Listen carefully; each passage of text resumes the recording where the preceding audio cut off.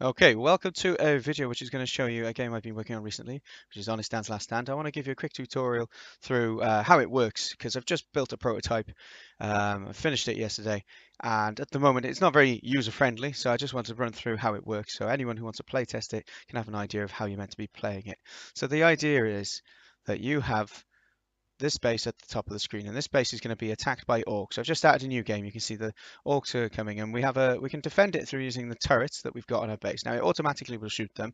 If you want to give it some form of instructions, you can. You can go for the closest ones. You can go for a specific lane, and it'll target those, or you can just leave it to kind of go for the highest ranking enemies, as different types of enemies exist. Now you can see our health is going down because they're all attacking. We're not doing anything. So to stop that, we do matches in a match kind of three-star puzzle. So if I match 4, I get quite a bit of health. If I just match 3, I would get a bit less health. So the idea is you're under some pressures to constantly do that in order to restore health. But the difficulty is we're soon going to get overwhelmed by the amount of enemies we got. So you can see this match here will have a special icon on it, and what that will give me is it'll give me some charge of my special ice ability. So as we'll go through, we'll build up some of our abilities through well, we'll get some health back, make sure we don't die, and we'll try and collect some of these abilities as we go through. Now, the abilities we don't want to collect are these orc icons, because they're going to go and buff the enemies in some shape or form.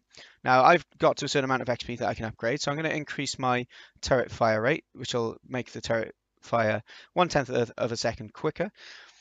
I'm going to continue to build up a bit of abilities at the bottom so I can show you how they work. And also my health is getting quite low, so I'm going to fortunately I just got a combo, so that's going to help. But then I did also buff the enemy, so they're going to have a bit more damage for a moment. So at the bottom now, I've almost got, let me just get a fire ability and then I'll start showing you how they work. I don't know if I can work out getting one at the moment.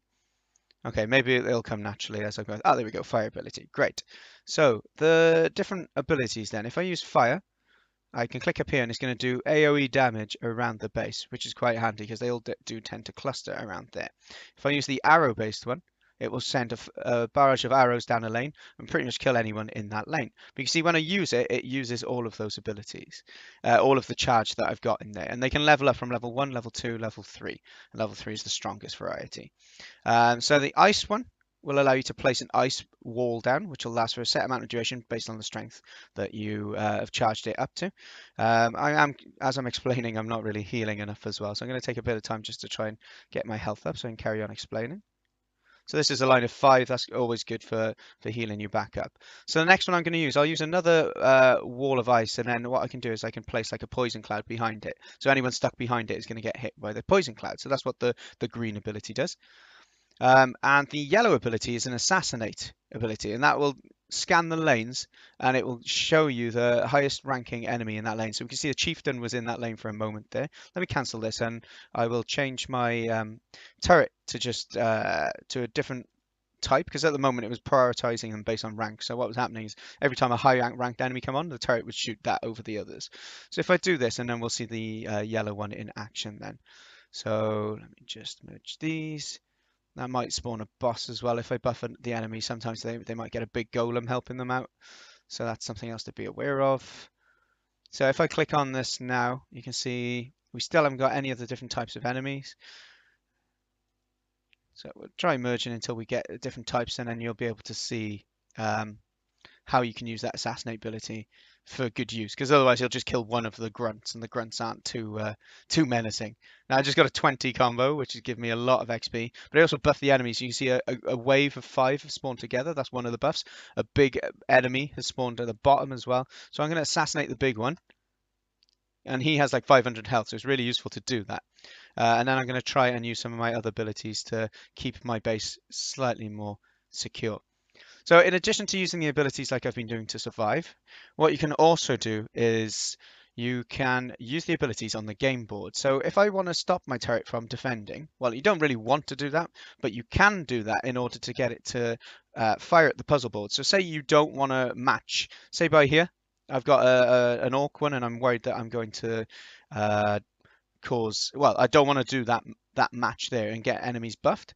What I can go ahead and do is to shoot it out of the game so it doesn't count. So I do this and it stops my turret from defending itself. So you're going to take more damage when you do that. But then it attacks it until it destroys it. and then it'll go back to the previous setting. So let me just go through and clear these enemies off a bit, and then I'll show you some of the abilities that you can use on the bottom of the board as well. Okay, so if I first use the assassinate one on the bottom, that's quite handy because it just switches a tile to a random other one. Oh, we're getting very low on health. We got to do this.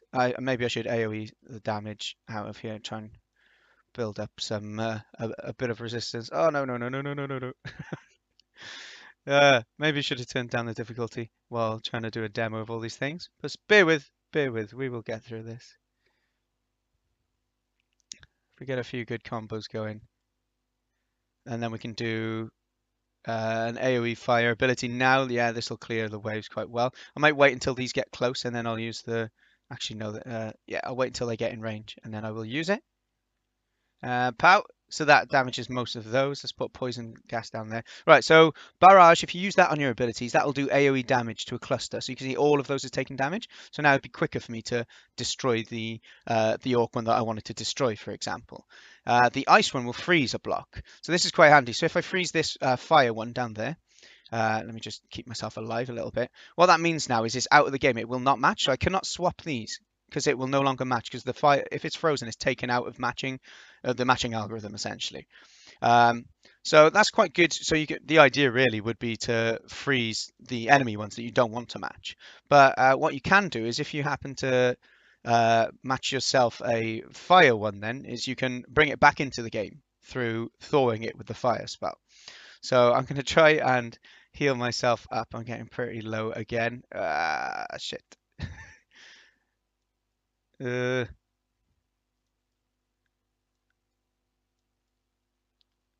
uh, Come on, come on. Don't die. Don't die. I've got a few things to show. Don't do this. Where's the combo? Okay, poison. If you click on another tile, it deletes 3 different tiles of that type from the puzzle. It can cause combos sometimes, which is what I was hoping for, but I did get it. Man, it's getting quite difficult. Okay, we can clear a wave with this. This might help us kill some of those. Shit, that's going to buff as well. That was a bad move. Let's try and clear some of these out with that. Let's try and clear some more random ones out and hope we get some matches to here. Yeah, okay, cool. So I just don't want to get a fire ability to show you how that works, so how I can thaw. There we go. Look at that combo. Everything's better again. So the higher the combo, the higher the multiplier for your score you get as well, which will allow me to upgrade. And I need to upgrade my fire rate, I think, to survive here. So if I use the fire thing to kill all of these first, because we've got a bit too many, and then I will work on getting a combo with the fire ability again to show you how that works on the board. So I've got a fire spell now. What I'll do is I'll thaw this block. So if I use it, it now brings this block back into the game. And if I use a fire ability on the board, otherwise it just destroys a block without giving you the debuff or the ability back from it. So overall, you can choose to use your abilities in the game to defend your keep. You can use combinations of them together to try and defend. Or you can choose to use them on the puzzle board itself to help you progress through the puzzle. And you keep going, the enemies get more difficult, more of them will spawn, but you're able to level up your turret to try and keep up with the game's pace. So hopefully this has given you an insight into how the game works. If you do get your hands on the game, feel free to let me know how you enjoy it.